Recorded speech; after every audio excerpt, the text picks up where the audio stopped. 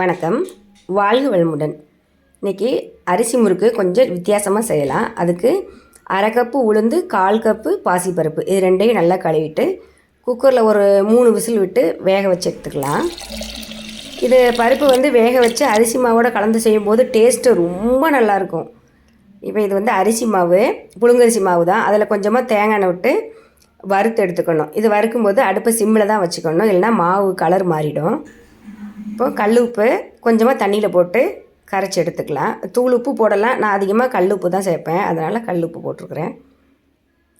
இப்போ அந்த மாவை கீழே இறக்கிட்டு கொஞ்சமாக சுடுதண்ணி, அப்புறம் இந்த கரைச்சி வச்சுக்க பார்த்தீங்களா உப்பு தண்ணி, அதையும் விட்டுட்டு வேக வச்ச பருப்பு இந்த அளவுக்கு நல்லா வெந்துக்கணும். பருப்பே தெரியாத அளவுக்கு நல்லா வேக வச்சிடணும். அதையும் ஒன்றா கலந்து பிசைஞ்சிக்கலாம்.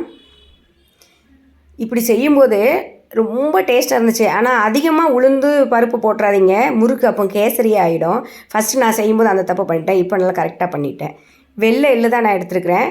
வெள்ளை எள்ளும் போட்டுக்கலாம், கருப்பு எள்ளும் போட்டுக்கலாம். இது கொஞ்சம் நிறமாக இருக்கணும் அப்படிங்கிறதுக்காக வெள்ளை எள்ளு சேர்த்துருக்கேன், ஓமம் போடலை. அவ்வளோதான், பிசைஞ்சு முறுக்கு ஒன்று ஒன்றா போட்டு எடுத்துடலாம். நான் நிறையா முறுக்கு வேறு வேறு மாடலில் செஞ்சுருக்கிறேன், ஆனால் இந்த மெத்தடில் செய்யும்போது டேஸ்ட்டு ரொம்ப நல்லா இருந்துச்சு. பார்த்தீங்களா எவ்வளவு ஈஸியாக உடையுதுன்னு.